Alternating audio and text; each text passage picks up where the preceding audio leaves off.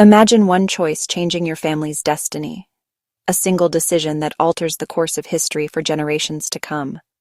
That's what happens in Genesis 27, a story of a father's blessing, a mother's scheme, and two brothers divided by deception. It's a tale of love, betrayal, and the lengths to which people will go to secure their future. Isaac, old and nearly blind, prepares to give his final blessing to Esau, his firstborn. This blessing is not just words. It's a powerful declaration that will shape the destiny of his descendants.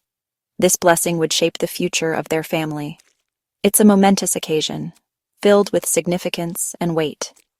Isaac asks Esau to hunt and prepare his favorite meal, promising the blessing afterward. Esau, eager to please his father, sets out on this important task. But Rebekah, Isaac's wife, overhears. She knows the significance of this blessing and the impact it will have on their family's future. She remembers God's prophecy, the older will serve the younger. This divine message has been etched in her mind, guiding her actions. She's determined Jacob, not Esau, will receive the blessing. Her resolve is unshakable, driven by her belief in the prophecy. Rebekah quickly forms a plan, setting in motion a tense and risky deception. Isaac is frail, Esau is eager. Jacob is hesitant and Rebekah is resolute, each driven by love, fear, or ambition. The stakes are high and the emotions are even higher. This is a story of flawed people making desperate choices, showing how secret actions can have lasting public consequences. It's a reminder of how our decisions can ripple through time. The stage is set for a family drama that will echo for generations, a tale of love, betrayal, and the quest for a blessing that will change everything. Rebekah wastes no time. She senses the urgency of the moment, knowing that Isaac's blessing will shape the future of their family for generations to come. She quickly instructs Jacob to fetch 2 young goats so she can prepare Isaac's favorite meal, the dish that will remind him of Esau. Every detail matters. Rebekah's plan depends on perfect timing and flawless execution. But Jacob hesitates, not out of guilt, but fear. He voices his worry. Esau is hairy, I'm not. What if father touches me? I'll be cursed, not blessed. The risk is enormous, and Jacob's anxiety is real. Rebekah, unwavering, insists, "Let the curse fall on me, just do as I say." Her determination is unshakable, and she's willing to bear any consequence for her son's future. With his mother's assurance echoing in his mind, Jacob obeys, gathering the ingredients and setting the deception in motion, even as doubt lingers in his heart. Rebekah's influence is powerful. She's the mastermind behind the scheme, convinced she's fulfilling God's will, but using manipulation and cunning to do it. Her love for Jacob drives her, but so does her belief in destiny. Jacob, torn between fear and obedience, chooses to follow his mother's plan. He trusts her, even as he questions the morality of their actions. This moment reveals how easily we can be swayed by those we trust most, especially when their convictions seem so certain.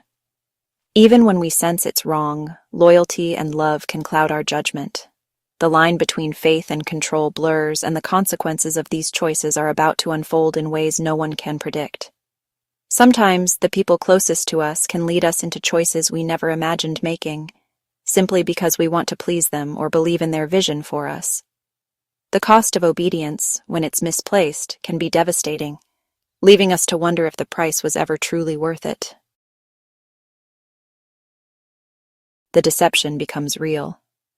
Rebekah dresses Jacob in Esau's clothes and covers his hands and neck with goatskins. Every detail is designed to fool Isaac's failing senses. Jacob enters Isaac's tent, heart pounding, and calls out, "My father!" Isaac, suspicious, asks, "Who are you?" Jacob lies. "I am Esau." Isaac, still unsure, asks Jacob to come closer. He feels the goatskin, smells Esau's clothes, but hears Jacob's voice. Conflicted, Isaac asks again, "Are you really my son Esau?" Jacob lies a second time. "I am." The disguise works. Isaac eats, drinks, and prepares to give the blessing. The tension is unbearable. Jacob is moments away from changing his life forever. The deception is complete and the family's fate is sealed. Sometimes a single lie can alter everything. Isaac, convinced, blesses Jacob. May God give you heaven's dew, earth's richness. Be Lord over your brothers. Those who curse you be cursed. Those who bless you be blessed. Jacob, now the bearer of the family's future, leaves just as Esau returns. Esau, excited, brings his meal to Isaac, only to discover the blessing is gone. Isaac trembles violently, realizing he's been deceived. Your brother came deceitfully and took your blessing, Isaac tells Esau. The blessing, once spoken, cannot be undone. Esau's heartbreak is immediate and raw. The truth is out, but the damage is done. Isaac's words are final. I have blessed him, and he will be blessed.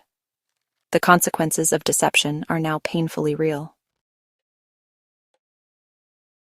Esau's cry of anguish fills the tent, a bitter, heartbroken plea for a blessing that can't be restored. He begs Isaac, "Bless me too, my father." But Isaac can only offer a lesser blessing, a life of struggle, serving his brother, with a faint hope of freedom. Esau's pain turns to anger. He remembers losing his birthright and now his blessing, both to Jacob. The family is fractured. Esau vows revenge, and Jacob's victory comes at the cost of peace.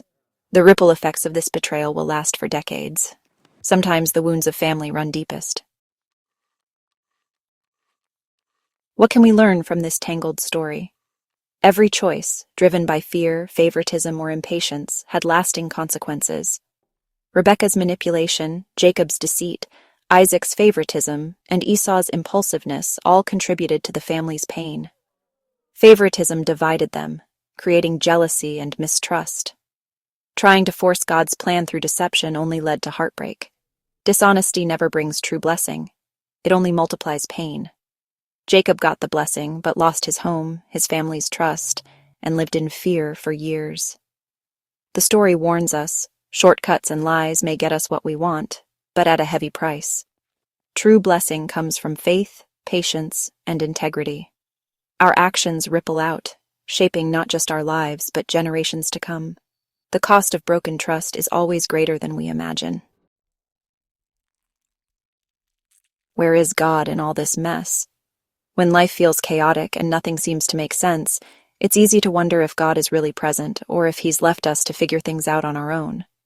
But the truth is, God is right in the middle of it all, working through broken people, ordinary families, and even our mistakes to fulfill his promises and purposes. God didn't cause the lies, the pain, or the confusion, but he isn't stopped by them either. He weaves even our failures into his greater story. His plan for Abraham's family kept moving forward, not because they were perfect, but because God is faithful, even when we stumble and fall. God's sovereignty means our mistakes don't have the final word. He can redeem even our worst moments, turning pain into hope and regret into new beginnings. This story reminds us that God uses imperfect people, people just like us, with doubts, fears, and flaws, to accomplish his will. Our mess doesn't disqualify us from being part of God's story. In fact, it's often in our messiest moments that God's love shines brightest. Bring your failures, your regrets, and your brokenness to him. He can turn them into something good, something beautiful, and something new. The story of Jacob and Esau is messy, full of conflict and pain, but it's part of the bigger story leading to Jesus, a story of redemption and hope for all of us. No situation is too hopeless for God's grace. No mistake is too big for him to redeem. Thank you for joining me today. If this story spoke to you, please share it with someone who needs a reminder that hope is always possible, no matter how messy life gets.